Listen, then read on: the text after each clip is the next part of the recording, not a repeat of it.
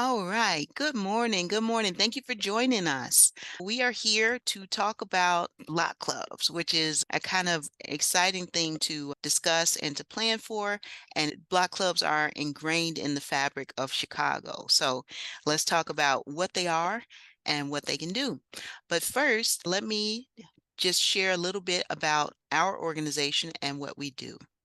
We are a community investment corporation, and this webinar is a part of our property management training series. And the title of this is How to Start or Grow a Block Club. We are very excited to be joined by Daniel Kleiman. He is the author of the New Neighborhood Block Club Manual version 1 and version 2, the updated version. So he is the expert on all things block club, and we are happy to be able to have his expertise to share with us. Our agenda, we'll do a brief welcome and overview, and then we'll have the presentation by Daniel Kleinman. Then we will have time for Q&A, and then we'll have time for also final thoughts. Okay? So, Community Investment Corporation is a mission-driven lender. We've been active in Chicago since 1974, and we are actually really excited to be celebrating our 50th anniversary this year.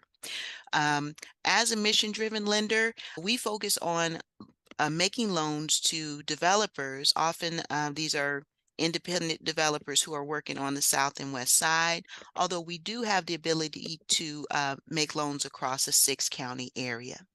The section of CIC that I'm related to is that I am the manager of the property management training program. And that program is actually celebrating 25 years. And we're really excited about that. What we do is we train those developers to on best practices on how to manage their business, how to manage their rentals, and also we share things to help people to be successful. So if you want to scan our QR code there, that'll take you to our property management training page. You can check out our schedule to see our upcoming classes.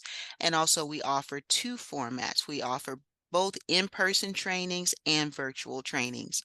And all of that information can be found at our site, either with this QR code, or you can go to cicchicago.com, and then you would look under programs and you would go to property management training. All right. And again, that's me. I'm the Training and Technical Assistance Manager. I'm very excited to be heading up this program. We are excited to hear from Daniel Kleinman, and excited to get to his presentation. But first, let's start with a little bit about the history of block clubs and why they're such a Chicago institution and why they're so important. So one book that I would suggest you check out if you have an interest in this is a book. Let me show you the title. It is Chicago's Block Clubs: How Neighbors Shape the City. And it's by Amanda Seligman. And it's really very interesting in that it goes into the history of why the block clubs are so strongly identified with Chicago. And also, Daniel mentions that he had a chance to speak with the author and talk about what she covered and why in particular she focused a lot on the south and west sides. There are a lot of good anecdotes, Daniel says, about the south and west sides in this book. So let's take a look at how the book explains block clubs. So it says block clubs address problems that members see afflicting their surroundings. Typically, neighbors form small scale organizations. Their block clubs are voluntary in membership. They focus on a narrow scope. A block is a small area, but can be very effective. And one thing that really stands out is it mentions that the membership rosters can include resident property owners, and that would be, owner occupants who live on the block, tenants, landlords who might not necessarily live, in the area, and small business owners. So there's really a reason, there's a vested interest for all the different people who occupy a certain area to make use of block clubs. Then it says in Chicago, block clubs have been particularly common and visible among African Americans. And what is the reason for that? Well, in the 1910s, the Chicago Urban League actually started to really promote block clubs as a source of involvement. And what was happening then was this was during the time leading up to the Great Migration and really when it started. But it was a time when African Americans were coming to the city from places in the South, and this served as a way to kind of maintain some of the bonds that some people felt like they were leaving behind, and also a way to help new migrants to get accustomed to the city and the different resources that the city had to offer. So the Urban League really promoted it. And then after World War II, and this again was a time that the Great Migration really started to pick up steam. The league amped up their efforts to publicize block clubs and to promote them. So because of the league's efforts, it was commonly thought that block clubs were only an African American cultural form. But of course, a good idea spreads, so it didn't take long for other ethnic groups to get on board with the idea of block clubs. And then you had, all different kinds of people kind of join and recognize the value. And then not only did the local Chicago Urban League really promote the idea of block clubs, but at a certain point, the federal government saw what a good idea it was, and then they also kind of boosted those efforts. Okay. And then Daniel will talk a little bit more about this in his presentation, but he'll mention how block clubs can be reactive and proactive.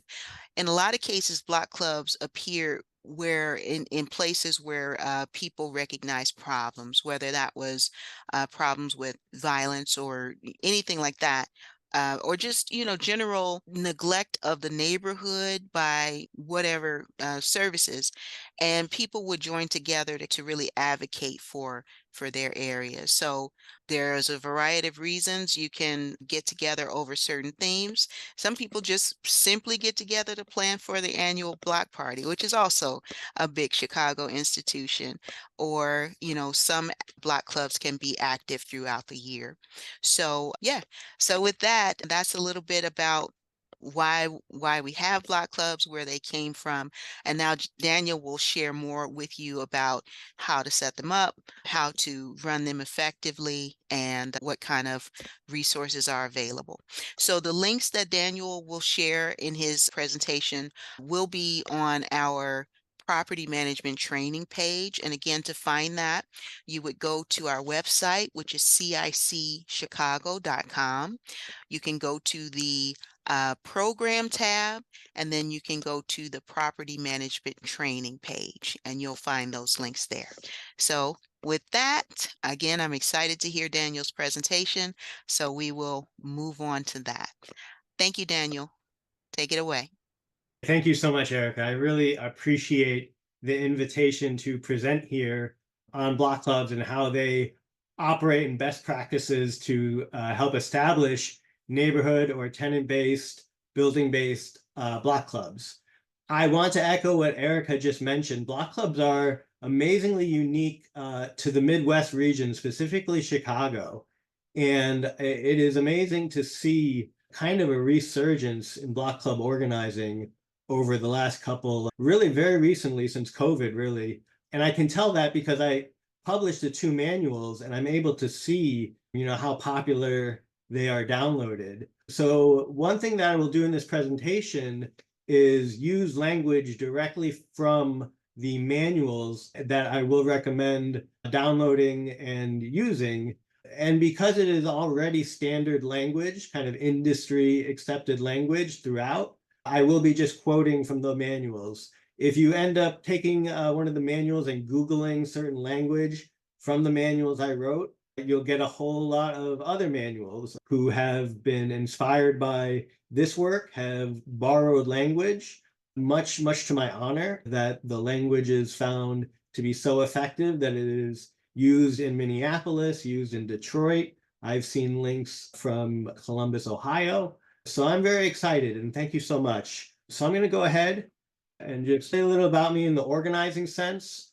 I started working in 2008 It was cool because it was the Obama years. He had pushed through a bill called the American Reinvestment Act that helped tenants who were impacted by foreclosure. And that was my first job.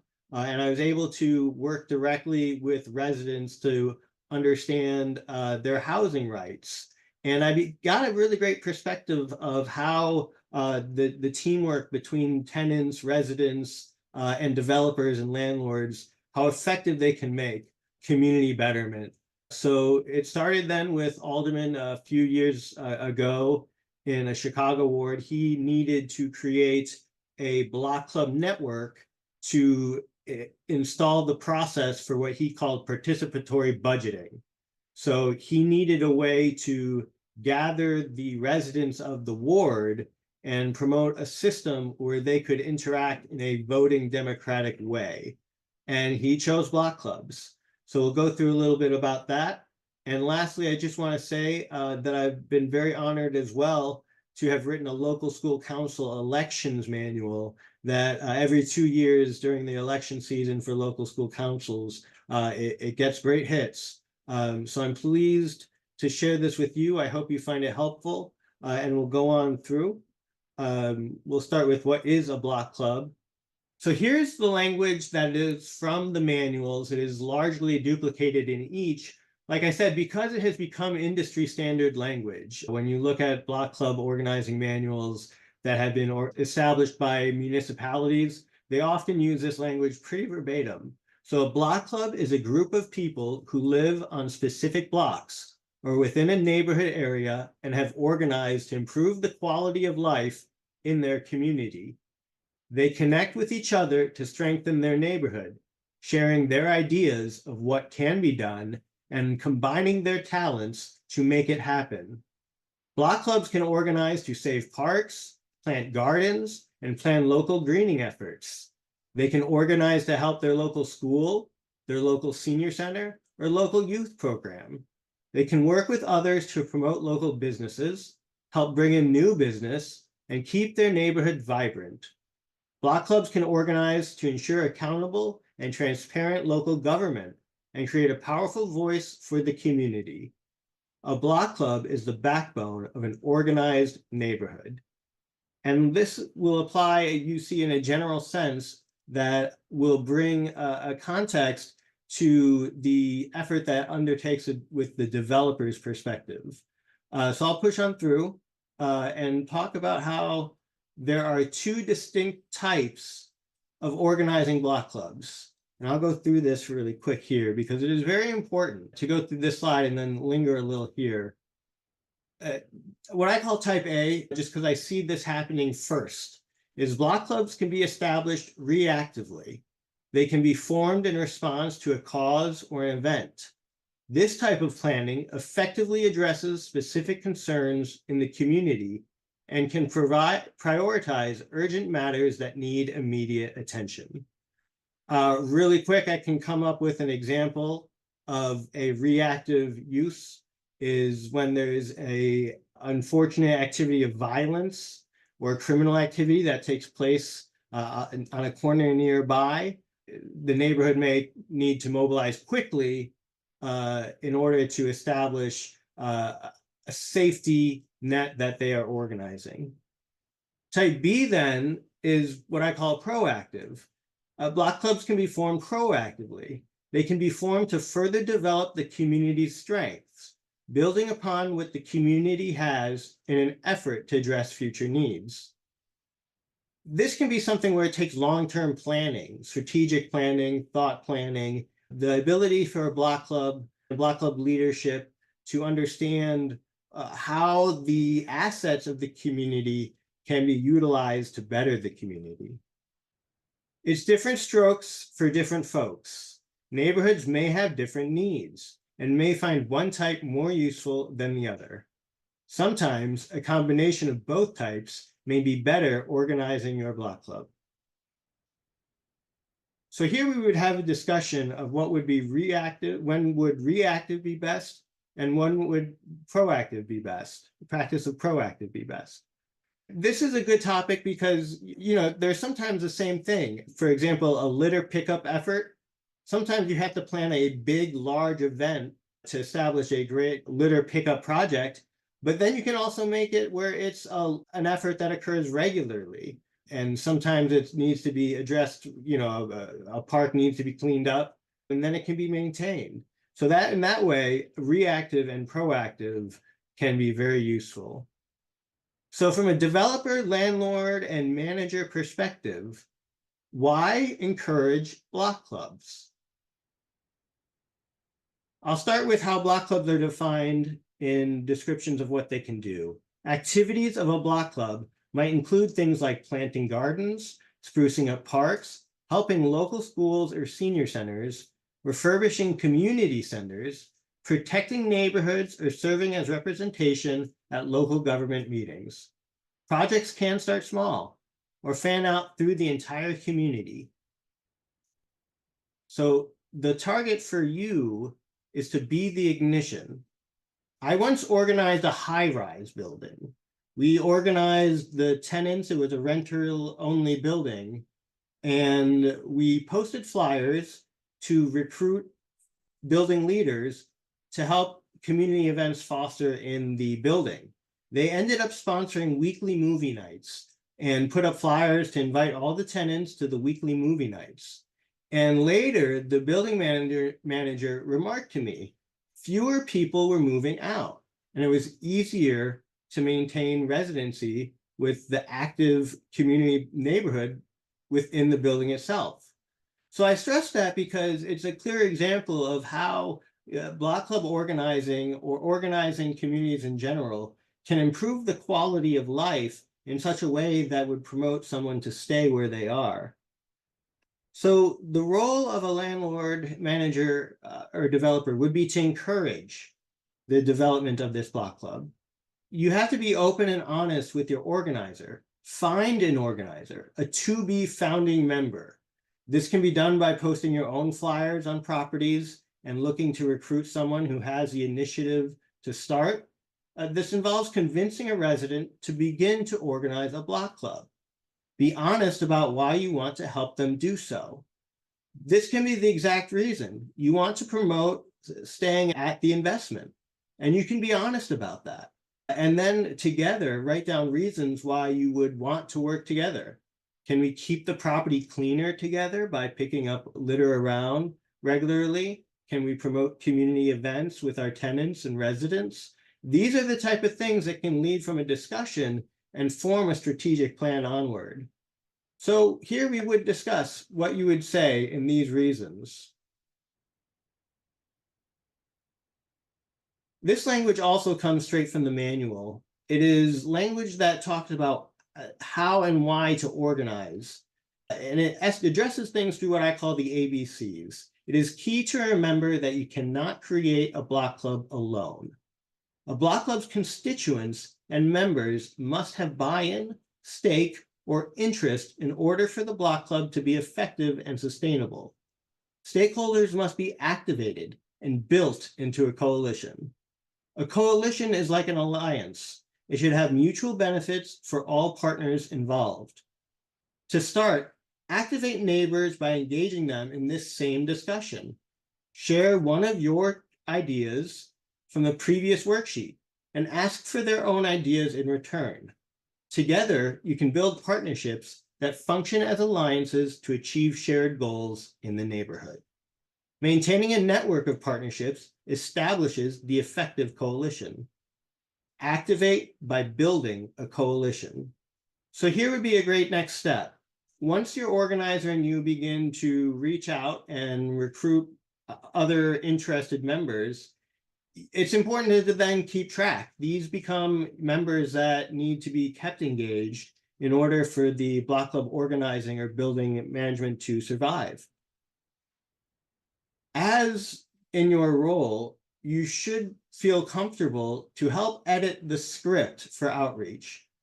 What I mean by that is your organizer should be able to reach out to the other tenants, residents, and neighbors of the organizing area and feel confident in what they're saying is true to the effort. So with that said, be sure that you are involved in the beginning process so that when the language is sent out to further the initiative, you are fairly represented. Write it together. Here's an example of what I use at High Rise and built off of what was used in the 47th Ward, which is version 2. Pretty direct. Dear neighbor, my name is Dan Kleinman, and I'm a community member who would like to create a block club in our neighborhood. Our landlord, property manager, developer would like to help. Would you be willing to meet with me to discuss the potential of organizing a block club? Please let me know. And I think a good way to do this would be for us as the leaders of this effort, the starters of this effort, the igniters of this effort, to use language like this to reach who will become your organizer and a logistics really coordinator for establishing this block club. So a discussion should then be had after the language is written. Who are the stakeholders you would reach out to? It's pretty broad. You want to reach out to local businesses.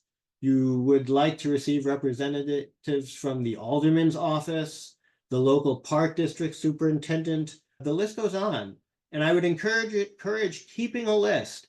Here's a worksheet that appears in version 2 of the Block Club manual that allows us to write down and keep track of whom we're talking with. And it's very important because when someone takes the time to show up to one meeting, we need to be sure we take the time to encourage them to show up to the second meeting. So here's language that is borrowed again from the manuals that the readers of the manuals will already feel comfortable with. A block club should represent all of its members. In these beginning stages of forming a block club, it is imperative to bring everyone to the table, to begin with the precedence of inclusiveness. This may start with one-on-one meetings held independently as a coalition grows and develops. It is important to meet with all of the stakeholders to help promote engagement and participation. Location, location, location. Locations of meetings should be at places easily accessed by those attending. More importantly, locations of meetings should be agreed upon by those attending in advance. If someone agrees to where they will meet, they will be more likely to attend. And friendly incentives. A small budget or local business donation can provide snacks and refreshments, such as coffee or donuts. These items go a long way in letting your attendees know they are appreciated. Here's some suggested guidelines, again, building off of what was just said. Accessible locations to accommodate distance for attendees. We need to be sure that it is in a central place where everyone can get to.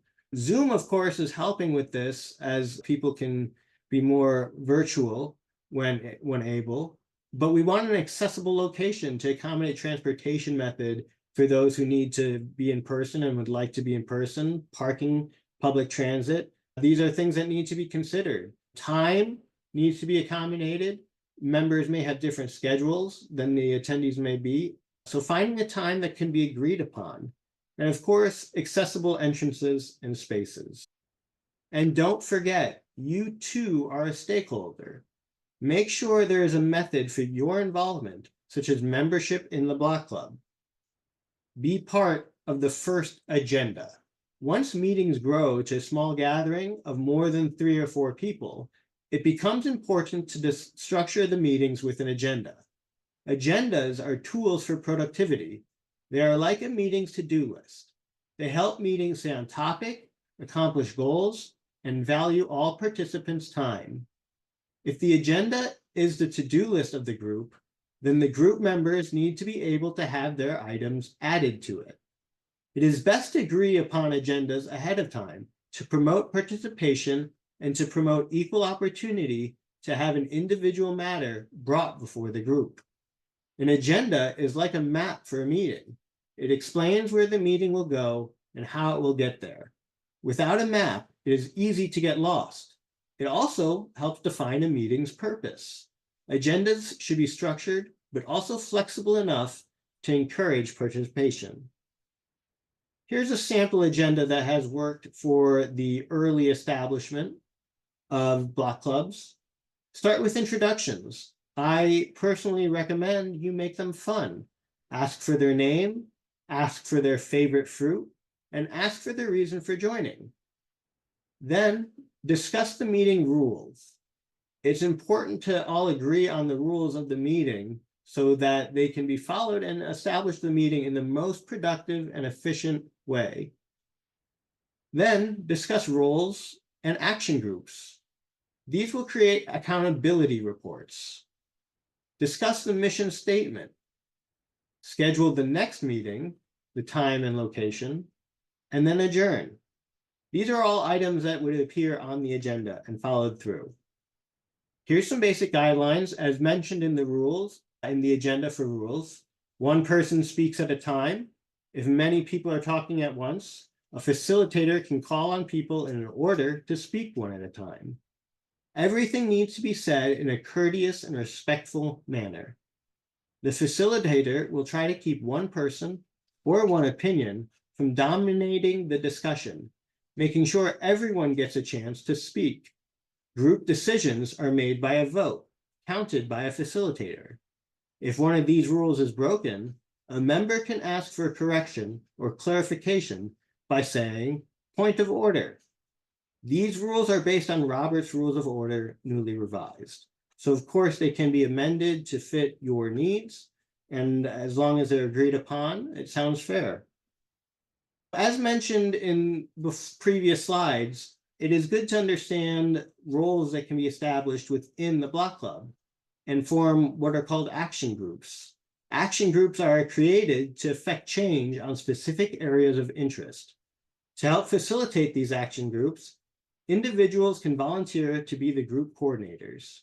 Here's a few ideas: public safety coordinator, senior initiatives coordinator, annual block party coordinator, local business outreach coordinator, gardening and greeting coordinator, youth initiatives coordinator, and community education coordinator.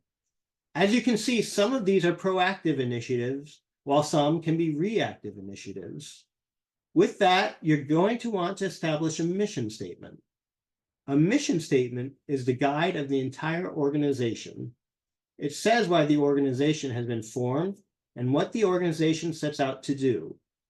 The mission statement should be specific so that it can provide direction, but it should be vague so that it can allow growth and development. The mission statement is the foundation that the organization will build upon. It may take a few tries until your organization develops a suitable mission statement. Because of its importance, it may be helpful to start brainstorming the mission statement at an early stage in your block club's development. Here's a sample mission statement. It is the mission of this organization, the new block club, to improve the quality of life, promote safety, and encourage community empowerment for all who live, work, and play within our boundaries. Action groups, which were next on the agenda that we're following. It starts with the discussion. What comes to mind when you hear the phrase action groups, especially in the application to block clubs as we're describing now? Action groups are like committees. They have a clear and specific mission, statement, and purpose, and the members of the action group work as a team to achieve them. Action groups are moving gears of a larger machine. Having agreed upon participation in active groups created to achieve specific goals not only creates a direct way for its members to engage and participate in the block club's efforts, but it also promotes an effective way to accomplish specific tasks. By delegating specific tasks to action groups, the main meeting and general membership of the block club can stay on its own topics in the meeting agenda. It then becomes important to expect accountability reports and updates from the action groups during meetings. Action groups can achieve the tasks that enable the block club to achieve its mission. Some examples of the committees. And I want to stress that your members may already be downloading this language.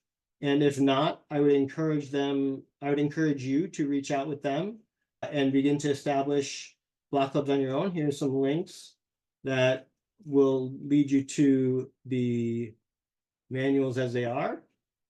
The first edition looks like this. And I will say that the first edition is what is sponsored by the state of Illinois as an official CMAP document for block club organizing. This was organized in 2011.